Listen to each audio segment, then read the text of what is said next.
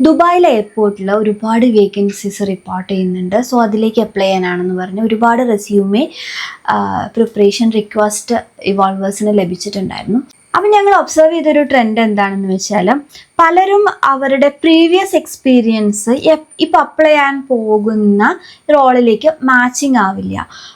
ചിലപ്പോൾ ഏതെങ്കിലും ഒരു എൻജിനീയറിംഗ് ഗ്രാജുവേഷൻ കഴിഞ്ഞ ആളായിരിക്കും, അല്ലെങ്കിൽ ആ ഒരു ഫീൽഡിൽ കേരളത്തിൽ വർക്ക് ചെയ്ത കുറച്ച് ആൾക്കാരായിരിക്കും. പക്ഷേ ഇവിടെ ദുബായിൽ അപ്ലൈ ചെയ്യാൻ പോകുന്നത് എൻറ്റയർലി ഡിഫറെൻ്റ് ആയിട്ടുള്ള ഒരു മറ്റൊരു റോളിലേക്കാണ്, സിമിലർ ഫീൽഡേ അല്ല.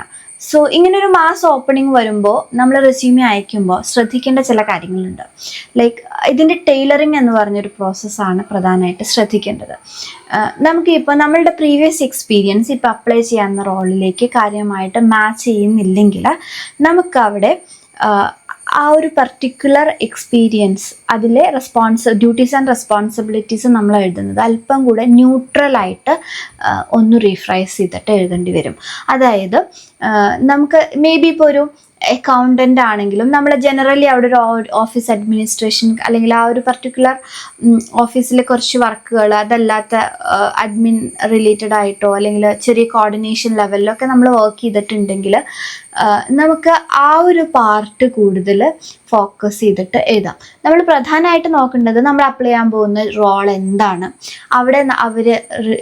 അവിടുത്തെ സ്കിൽ റിക്വയർമെൻറ്റ് എന്താണ് എന്നുള്ളത് കൃത്യമായിട്ട് നോട്ടീസ് ചെയ്തതിന് ശേഷം നമ്മളുടെ റോളിനെ നമ്മൾ റെസ്പോൺസിബിലിറ്റി സ്റ്റേറ്റ്മെൻറ്റ്സ് റീഫ്രേസ് ചെയ്ത് എഴുതുന്ന സമയത്ത് അതിനെ അല്പം ന്യൂട്രലാക്കി ഇതിലേക്ക്, അല്ലെങ്കിൽ നമ്മുടെ ആ ഒരു സോഫ്റ്റ് സ്കിൽസ് കൂടുതൽ ഫോക്കസ് ചെയ്തുകൊണ്ട് ഒരു ന്യൂട്രൽ അപ്രോച്ചിൽ അത് ടൈലർ ചെയ്തിട്ട് എഴുതാം.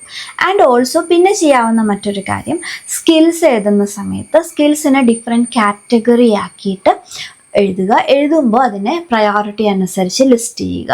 ഇപ്പോൾ ഒരു കോർഡിനേഷനോ അല്ലെങ്കിൽ ഒരു അഡ്മിനിസ്ട്രേഷൻ ലെവൽ റെസ്പോൺസിബിലിറ്റീസ് ആണ് നമ്മൾ അപ്ലൈ ചെയ്യാൻ പോകുന്ന റോളിൽ കൂടുതൽ വരുന്നതെന്നുണ്ടെങ്കിൽ ആ ഒരു കാറ്റഗറി ആദ്യം തന്നെ പ്ലേസ് ചെയ്യുക. നമ്മുടെ ടെക്നിക്കൽ എക്സ്പെർട്ടീസ് കാര്യങ്ങളെല്ലാം ഒഴിവാക്കേണ്ടത് ഡെഫിനറ്റ്ലി ഈ റോളുമായിട്ട് തീരെ മാച്ചിങ് അല്ലാത്തത് കൃത്യമായിട്ട് നമുക്ക് അതിൽ നിന്ന് ഒഴിവാക്കാം. അങ്ങനെ അല്പം ടൈലർ ചെയ്ത് പ്രയോറിറ്റൈസ് ചെയ്തിട്ട് ഡിഫറെൻറ്റ് കാറ്റഗറി ആയിട്ട് പ്ലേസ് ചെയ്യാം. പിന്നെ മറ്റൊരു കാര്യം, ഇതിലേക്ക് സപ്പോർട്ട് ചെയ്യുന്ന ഏതെങ്കിലും രീതിയിലുള്ള നമ്മൾ ഒരു കോഴ്സോ മറ്റോ ചെയ്തിട്ടുണ്ടെങ്കിൽ അത് ഹൈലൈറ്റ് ചെയ്യുക. ഇനി ഫ്രഷേഴ്സ് ആണെങ്കിൽ ഇപ്പം നമ്മളുടെ നമ്മൾ കോളേജിൽ ഏതെങ്കിലും ഒരു പർട്ടിക്കുലർ അഡീഷണൽ റോൾസ് ഹാൻഡിൽ ചെയ്തിട്ടുണ്ടെങ്കിൽ ഒരു വോളണ്ടിയറിങ് എക്സ്പീരിയൻസ് ആയിരിക്കാം, അതൊന്ന് നമുക്ക് അപ്ലിക്കബിൾ ആകുന്ന, നമ്മളായിട്ട് അലൈൻ ചെയ്യുന്ന, എന്നാൽ ഈ റോളിലേക്ക് ഹെൽപ്ഫുൾ ആവുന്ന ഒരു കാര്യമാണെങ്കിൽ അതും കൃത്യമായിട്ട് ആഡ് ചെയ്യാം. ആൻഡ് ഓൾസോ സമ്മറിയും കൃത്യമായിട്ട് ടൈലർ ചെയ്യണം. സമ്മറിക്കകത്ത് കീ ആയിട്ട് ഇവിടുത്തെ ഡിമാൻഡ് എന്താണെന്ന് നോട്ടീസ് ചെയ്തിട്ട് ആ ഒരു പർട്ടിക്കുലർ പോർഷൻ മാത്രം ആദ്യത്തെ സെൻറ്റൻസിൽ തന്നെ ആ കീ ആയിട്ടുള്ള കാര്യങ്ങൾ ഇൻക്ലൂഡഡ് ആവാനായിട്ട് നോക്കുക. ഒരു 2 സെൻറ്റൻസിൽ വളരെ ക്രിസ്പ് ആൻഡ് ക്ലിയർ ആയിട്ട് സമ്മറിയും റീഫ്രേസ് ചെയ്യുക. സോ ഇങ്ങനെ നമുക്ക് കൃത്യമായിട്ട് ആ റോളിന് മാച്ച് ചെയ്യുന്ന രീതിയിൽ റെസ്യൂമെ ടൈലർ ചെയ്യാനായിട്ട് പറ്റും. അങ്ങനെ ടൈലർ ചെയ്താൽ മാത്രമാണ് അത് റിക്രൂട്ടറുടെ അറ്റൻഷൻ ഗ്രാബ് ചെയ്യും, ഒരു ഷോർട്ട് ലിസ്റ്റിംഗ് എന്നുള്ള പ്രോസസ്സിലേക്ക് നമ്മൾ എത്തിപ്പെടുകയും ചെയ്യുള്ളൂ. ഓൾസോ ATS പോലെയുള്ള ടൂൾസ് യൂസ് ചെയ്യുന്നുണ്ടെങ്കിൽ അവിടെയും കീവേഡ്സ് എന്നുള്ളത് ഇമ്പോർട്ടൻ്റ് ആണ്, അതായത് ടൈലറിങ് ഇമ്പോർട്ടൻ്റ് ആണ്.